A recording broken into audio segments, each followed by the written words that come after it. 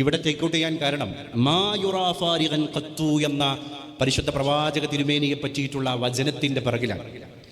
അവിടുന്ന് വിശ്രമിക്കുന്നത് ഞങ്ങൾ കണ്ടിട്ടില്ല. കാന യഹ്ലുബു ഷാത്തഹു, ആടിനെ കറക്കുന്നുണ്ട്, വയഖുമ്മു ബൈതഹു, വീട് വൃത്തിയാക്കുന്നുണ്ട്, വകാന യംശി മഅൽ അർമലതി വൽ മിസ്കീനി വൽ ലഈഫ്, പാവപ്പെട്ടവന്റെ ശബ്ദമാവുക, പാവപ്പെട്ടവന്റെ സഹചാരിയാവുക, വിശപ്പിന്റെ കൂടെ നിൽക്കുക, വിശപ്പ് അനുഭവിക്കുന്നവന്റെ ശബ്ദമാവുക.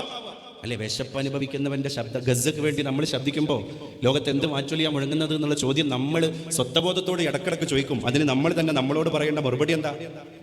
അബ്ദുല്ലാഹിബിൻ ഉമ്മ മക്തൂം എന്ന് പറയുന്ന സഹാബി യുദ്ധത്തിന് ചട്ടം കെട്ടി ബാക്കി സഹാബികളൊക്കെ അണിനിന്നവരൊക്കെ സൈറ്റഡ് ആണ്, ബ്ലൈൻഡ് അല്ല. ആ സൈറ്റഡ് ആയ സഹാബത്ത് അണിനിന്നപ്പോ കണ്ണിന് കാഴ്ചയില്ലാത്ത ഉമ്മ മക്തൂം ഇബ്നു ഉമ്മ മക്തൂം റളിയല്ലാഹു അൻഹു വന്നിട്ട് നബിയെ ഞാനും ഒന്ന് നിൽക്കട്ടെ. അപ്പൊ വിശുദ്ധ ഗുരു പറഞ്ഞു, ഇബ്നു ഉമ്മ മക്തൂം, അങ്ങ് കണ്ണിന് അന്ധത ബാധിച്ച മനുഷ്യനല്ലേ, എന്തിനാ അങ്ങക്ക് കാണോ, ശത്രുക്കൾ വരുന്നത് കാണോ? അബ്ദുല്ലാഹി ഇബ്നു ഉമ്മ മക്തൂം പറഞ്ഞു, എന്നാലാവുന്നത്. എന്താ ഇതിന്റെ അർത്ഥം? നബിയെ, ഇസ്ലാമിന് ചട്ടം കെട്ടിയ ആ അശ്വാരൂഢന്മാരുടെ സൈന്യത്തിന്റെ മുന്നോടി സംഘത്തിന്റെ ഒക്കെ കൂടെ ഞാൻ നിൽക്കുമ്പോൾ അതൊരു അംഗസംഖ്യ കൂടലല്ലേ?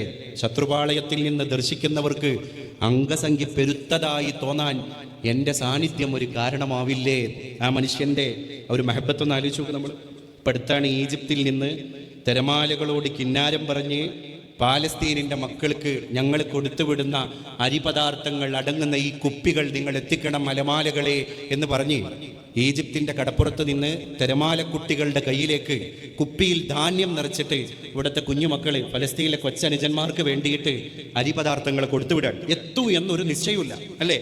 അത് ഫലസ്തീനിന്റെ തീരത്ത് എത്തും എന്നൊരു നിശ്ചയമില്ല. പക്ഷേ അതൊരു ഭീമാകാരമായ ബൃഹത്തായ സന്ദേശമാണ്. അതിൽ വലിയ സന്ദേശം എന്താ? ലോകം അത് കാണുകയാണ്.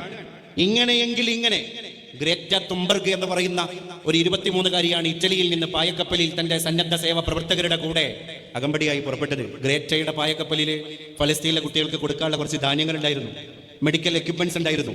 ഗ്രേറ്റയ്ക്കൊരു നിശ്ചയമില്ലായിരുന്നു. തൻബർഗ് പറഞ്ഞു മാധ്യമങ്ങളോട്, എന്ത്, എന്റെ ദൗത്യം ഞാൻ നിർവഹിക്കുകയാണ്, എന്റെ ദൗത്യം. തീക്കപ്പാറക്കടവിന്റെ ഒരു കഥയിൽ വായിച്ചതിങ്ങനെ ഓർക്കുക.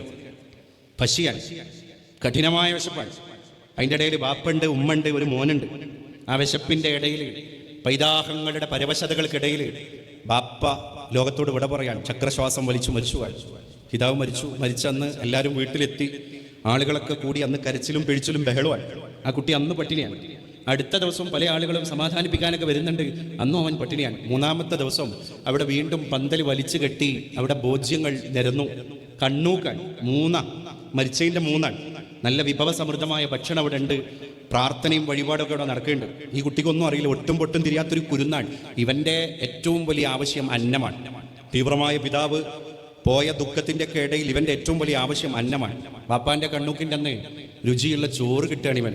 ആ ചോറ് നന്നായി ആർത്തിയോടെ ഭക്ഷിച്ചിട്ട് തിരശ്ശീലക്ക് പിറകിൽ അന്ധകാരത്തെ കൂട്ടാക്കിയിട്ട് മരിച്ചുപോയ ഭർത്താവിനെ ഓർത്തിട്ട് കണ്ണീരും കിനാവുമായിട്ട് ഒരു കൈലേസ് കൊണ്ട് കണ്ണ് തുടച്ചിരിക്കുന്ന ഉമ്മാന്റെ അടുക്കൽ പോയിട്ട് ഈ കുട്ടി ചോദിക്കുന്ന ഒരു ചോദ്യമുണ്ട്, ഉമ്മ എന്നാ മരിക്കുക? Reasons why you should download Tango today. Effortless connections. Tango allows you to text, call, go live, and video chat without the need for signups, making socializing easy.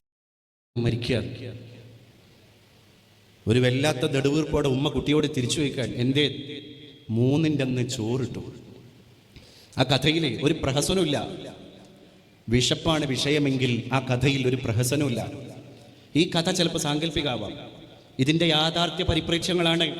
ഒരു ദർപ്പണം പിടിച്ചിട്ട് ഒന്ന് തിരിച്ചു വച്ചാൽ ഖാൻ യൂനിസിൽ കാണുന്നത്, ഗസയിൽ കാണുന്നത്, തുആമുൽ ഇസ്നൈനി കാഫി സലാസ, 2 ആൾക്കുള്ള അന്നം 3 ആൾക്ക് മതി എന്ന വിശുദ്ധ ഗുരുവിൻ്റെ അന്നത്തെ വചനത്തിന് സമകാലികമായ എത്ര വലിയ പ്രസക്തിയും ആശയങ്ങളും ഇനിയും അടർത്തപ്പെടാതെ അവിടെ തന്നെ അവശേഷിക്കുന്നു എന്ന് അള്ളാഹുവിൻ്റെ റസൂലിൻ്റെ പരിശുദ്ധ ജന്മദിനത്തിൻ്റെ സുഹൃതപൂരിതമായ ക്യാമ്പയിൻ ആചരിക്കുന്ന